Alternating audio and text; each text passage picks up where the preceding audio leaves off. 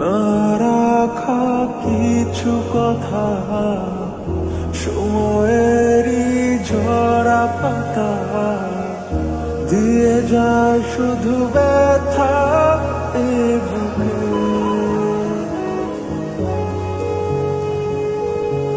থেমে যাওয়া সেই ভেবেছিল যে বিদেশে আসার পর আমার সাথে এরকম টাইপের ঘটে যাবে, এগুলো ঘটবে। সিরিয়াসলি আমি যদি কোনোদিন জানতাম না যে আমি রাজস্থানে আসার পর আমার সাথে এরকম ঘটবে, বিশ্বাস করে আমি কোনোদিন আসতাম না ভাই। যতটা পারতাম ওকে আটকানোর চেষ্টা করতাম। হ্যাঁ গাইস, অর্ধেক রাস্তায় চলে এসেছি রাজস্থানে যাওয়ার জন্য। এখানে ট্রেনটা দাঁড়িয়ে পড়েছে, দেখো সিগন্যাল নেই, সে কারণে দাঁড়িয়েছে। So hey guys, good morning, welcome to my new vlog. নতুন একটা ভ্লগে নতুন একটা সকালে তোমাদের সবাইকে সুস্বাগতম। বেসিক্যালি গাইস ব্যাপারটা হচ্ছে এখন আমি যাচ্ছি একটা বন্ধুর কাছে, তো আমি আমার ডোরেমনকে নিয়ে যাচ্ছি, ঠিক আছে। দেখো ডোরেমন দাঁড়িয়ে আছে, অনেকদিন পর ডোরেমনকে বের করেছি। তো চলো, বন্ধুরা ডাকছে, কোথায় যাবে না যাবে কি করবে দেখা যাক। তো আমি আমার বাইকটাকে নিয়ে যাই, নিয়ে গিয়ে আর ব্যাপারটা হয়েছে না, ওকে তেল ভরতে বলেছি ভাই। তেল ভরার জন্য আরো আমি স্পেশালি যাচ্ছি, কারণ ও না আমার গাড়িতে তেল ভরে দেবে বলেছে 1 লিটার। भाई साहब कुछ ज्यादा नहीं हो गया मतलब कुछ भी। তো যাই হোক, চলো বেশি না বকে, আগে ওর কাছে যাওয়া যাক। আর আজকের ব্লগটা হবে লাইফস্টাইল, তোমরা লাইফস্টাইল ব্লগটা পুরো ফুল দেখতে থাকো। A few moments later. Guys ব্যাপারটা হয়েছে আমার বন্ধুরা চলে এসে দেখতে পাচ্ছ, আর আমার ডোরেমন কোথায় গেল তোমরা যদি ভাবো। ব্যাপারটা হচ্ছে কালকে না বিশাল র্যাপ পরিমাণে আমি বাইকটাকে ঘুরেছিলাম, সেই কারণে আমার বাইকের ফুল পুরো খতম। আর আমি এসে আঁকে আসছিলাম বাইকটাকে, ঠিক আছে। দেন আমার তেল খতম হয়ে গেছে স্কুল করে, সেই কারণে কেমন বাইক এসছে। এখন যাচ্ছি পেট্রোল পাম্পে, সামনে আছে পেট্রোল পাম্প। আর বোতলে করে তেল ভরিয়ে নিয়ে যে ঢালবো ভাই, মানে মান সম্মান সব চলে গেল ভাই। মানে আমার ডোরেমনের তেল খতম হবে আমি কখনো ভাবিনি ভাই। আমি ভেবেছিলাম পেট্রোল পাম্পে গিয়ে ফিউল আপ করিয়ে নেবো, বাট তার আগে তেল খতম হয়ে গেছে, কিছু করার নেই। আর আমরা ফাইনালি পেট্রোল পাম্পের ভিতরে চলেও এসেছি। তো তেল কিনবো, বোতলগুলো কোথায় দেখি, এই যে এর ভিতরে বোতলগুলো আছে। তো তেলগুলো ভরিয়ে নিই বোতলে, 2টো বোতল আছে ভাই, 500 বড় নেই, পরে তোমার সাথে কথা বলছি। তো গাইজ আমাদের কাছে 1 লিটারের বোতল ছিল না বলে 500 বোতলে দুটোতে 1 লিটার তেল নিয়ে নিয়েছি। আর শফিউল ওখানে গাড়ি বের করছে, ঠিক আছে ভাই। আমার সাথে এরকম দ্বারা কোনোদিন হয়নি যে আমার ডোরেমনের তেল শেষ হয়ে গেছে। ব্যাপারটা হচ্ছে কালকে অনেক ঘুরেছি আর বাড়ি আসতে রাত হয়ে গিয়েছিল, তেল ভরতে ভুলে গিয়েছিলাম, সেই কারণে ভাই আমি ওকে আনতে যাচ্ছিলাম ওদের বাড়িতে। তো ভাবলাম যে ওদের বাড়ি থেকে ওখান থেকে মানে তুলে নিয়ে পেট্রোল পাম্পে আসবো, বাট খতম হয়ে গেছিলো, কিছু করার নেই। তো যাই হোক, চলো এগুলোকে আগে ডোরেমনে ঢালি, ঢালার পরে কি করি না করি তখন থেকে দেখাবো, পুরো লাইফস্টাইল ব্লগ হবে।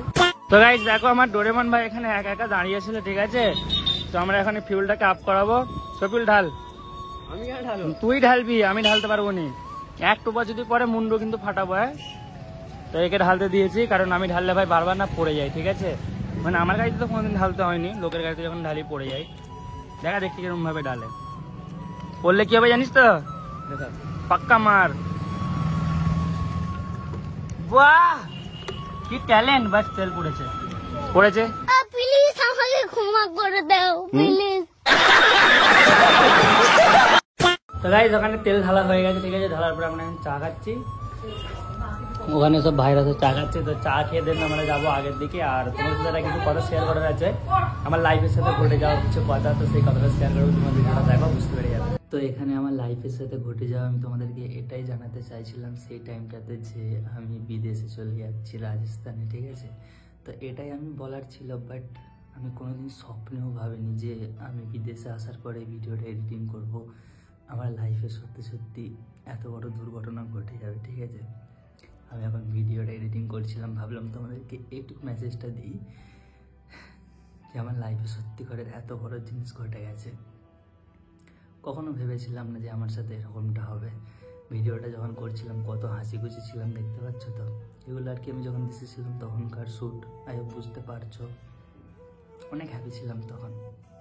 আর আজ আমার জিন্দগিটা পুরো নষ্ট করে দিল সে। যাই হোক, এসব বাদ দাও, ভিডিওটা তোমরা এনজয় করতে থাকো, মজা নিতে থাকো। A few moments later. তো গাইস তোমাদেরকে যেটা বললাম যে তোমাদের সাথে কিছু কথা শেয়ার করা আছে, হ্যাঁ গাইস তোমাদের সাথে কিছু কথা আছে, বাট এখন আমি এসছি না এক জায়গায় যাওয়ার জন্য। তো কোথায় যাবো সেটা বলবো, আর আমার সাথে বন্ধুটা এসছে। মানে ব্যাপারটা হচ্ছে আমি এখন যাচ্ছি সিয়াখালা। আর এই যে ভ্লগটা দেখছো, এই ভ্লগটা আমার দেশের লাস্ট ভ্লগ, ঠিক আছে। কারণ আমি আবার চলে যাচ্ছি রাজস্থানে, আবার আসবো 4 মাস পর, ঠিক আছে। মানে বগুড়াইতে টাইমে আসবো, তো কাজ পড়েছে, কাজের জন্য তো যেতেই হবে। তো এটাই লাস্ট ব্লগ। এই যে ভিউটা দেখছো পুরো আমাদের গ্রামের ভিউ, মানে গ্রাম বলতে আমাদের দেশ যাকে বলা হয়, তো কলকাতা শহর। আর এখানে তো আমার ডোরেমন রানী আছে। তো দুঃখ এটাই ভাই, আমাদের ছেলেদের লাইফটা কিরকম দোষ, আমরা ভাই ছেলে, আমাদেরকে দেশ ছাড়তেই হয়। এটা গাই সত্যি কথা, কারণ আমরা ছেলে হয়ে জন্মেছি ভাই, আমাদেরকে কাজ তো করতে হবে। কাজ করার জন্য আমাকে রাজস্থানে যেতে হবে, তো সেই কারণে বেরিয়েছি। আর আমি এখন সিয়াখালায় কারণ যাচ্ছি, আমার যে দোকানদার আছে সেই দোকানদারের শ্বশুর বাড়ি যাচ্ছি আর কি সামান ফামান আছে সেগুলো নিয়ে যেতে হবে। তো চলো বেশি না বকে, আমরা 2 বন্ধু মিলে তো বেরিয়ে পড়েছি। আর হ্যাঁ, আমি ওখানে যেখানে চা খাচ্ছিলাম ওখান থেকে চাটা খেয়ে বাড়ি চলে গিয়েছিলাম। তো এখন যাচ্ছি সিয়াখালায়, আর তোমরা একটু রোডের একটু সিনেমাটিক হয়েছে ভাই। ওখান থেকে বাড়ি চলে এসেছিলাম আমরা, মানে সিয়াখালায় গিয়েছিলাম, ওখান থেকে বাড়ি এসে এখন এসেছিলাম বরগাছিয়ায়। কারণ ভাই এখানে নিতে গিয়েছিলাম আমি রসগোল্লা, বিদেশে নিয়ে যাবো বলে। দেখো একদম খেজুরের করে সেই লেভেলের রসগোল্লা আছে। রসগোল্লা নেওয়া কমপ্লিট, সুমনের আমি গিয়েছিলাম আমার ডোরেমনকে নিয়ে। আর এটাই আমার লাস্ট ব্লগ। কালকে আমার ট্রেন আছে দুপুর 1টার সময়। এই ব্লগটা কবে দেখছো তোমরা আই ডোন্ট নো, বাট যখন দেখছো আমি এখন বাইরে চলে এসেছি ভাই, আমি এখন বিদেশে আছি, ঠিক আছে। আশা করছি তোমরা ভিডিওটা দেখছো, ভিডিওটা দেখে আমার মুখের এক্সপিরিয়েন্সটা দেখে বুঝতে পারছো যে আমি তখন কত পরিমাণে খুশি ছিলাম, কত হাসি খুশি ছিলাম। এই ভেবেছিল যে বিদেশে আসার পর আমার সাথে এরকম টাইপের ঘটে যাবে, এগুলো ঘটবে। সিরিয়াসলি আমি যদি কোনোদিন জানতাম না যে আমি রাজস্থানে আসার পর আমার সাথে এরকম ঘটবে, বিশ্বাস করো আমি কোনোদিন আসতাম না ভাই। যতটা পারতাম ওকে আটকানোর চেষ্টা করতাম। আর ভ্লগও নেই আমার কাছে এক্সট্রা যে আমি তোমাদের সামনে তুলে ধরবো বা পোস্ট করব। এটাই আমার ব্লগ শেষ। জানি না আর ব্লগ শ্যুট করতে পারবো কি না নতুন করে এখান থেকে আর কি। যে ব্লগগুলো দেখছিল ওগুলো আগেকার ব্লগ শ্যুট করা ছিল, বা এখন যেটা দেখছি সেটাও আগেকার। আর কিছু বলতে পারছি না, তোমরা বাকিটা দেখো। তো খুব তাড়াতাড়ি আরো নেক্সট ব্লগ আসবে, খুব সুন্দর সুন্দর। আর যে কটা ব্লগ আমার শ্যুট করা আছে সে কটা ব্লগ তো তোমরা আগে দেখে নিয়েছো। আর এখন যাচ্ছি বাড়ি থেকে, কারণ আমাকে ব্যাগপত্র পৌঁছতে হবে ভাই। আমাকে কমসে কম 9:30টার সময় ক্লাস করতে যেতে হবে, ঠিক আছে। একটা ট্রেন আছে আমাদের বরগাছিয়া থেকে, আমি ট্রেন ধরবো, লোকাল ট্রেন ধরে যাবো সাঁতরাগাছি। সাঁতরাগাছি থেকে ট্রেন ধরে এটা গিয়ে আমাকে যেতে হবে ভাই রাজস্থান। যাই হোক, তোমাদের সাথে আরো মজা দেবো, এনজয় দেবো, তোমাদেরকে অনেক ব্লগ দেবো। তোমরা কীভাবে সাপোর্ট করতে পারো সাপোর্ট করো। সাপোর্টের কথা বলতে ভাই, সাপোর্ট করো, লাইক করো, লাইক সাপোর্ট লাইক। তো যাই হোক, বাড়িতে কথা বলছি, ঠিক আছে। বিশাল ঠান্ডা ভাই, কেমন ঠান্ডা ভাই, বিশাল ভাই। দেখো ভাই ওয়েদার, দেখো ভাই ওয়েদার, মানে ঠান্ডাটা ফিল করো, ফিল সেই লেভেলের ঠান্ডা রেখেছে ভাই। এত ঠান্ডা কেন ভাই, কেন? আর দেশের মজা আজকে শেষ আমার ভাই, আমার কবে হবে জানি না। আজকে দেশের মজা খতম। The next day. তো গাইস চলে যাচ্ছি, এই যে ঘর দেখো। Bye bye, tata. ফের আবার আসছে বছর দেখা হবে বগুড়া ঈদের সময়। ভালো লাগছে না, মনটা খারাপ লাগছে, ঠিক আছে। আপনার ঘর ছোটকে জানা পারবে না রাখা কিছু কথা, সময়েরই ঝরা পাতা দিয়ে যায় শুধু ব্যথা এ বুকে।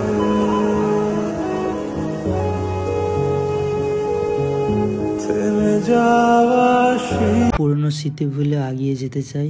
তোমরা ছোট ভাই হিসাবে একটু সাপোর্ট করো, আর তোমরা যেভাবে সাপোর্ট করছো তোমাদেরকে অনেক অনেক ধন্যবাদ। আর আমি ট্রেনের মধ্যে উঠে পড়েছি, দেখতে পাচ্ছ, রাজস্থানে যাওয়ার জন্য। তো যাই হোক, নতুন ব্লগ খুব জলদি আসবে, তোমরা এভাবে সাপোর্ট করতে থাকো আমাকে।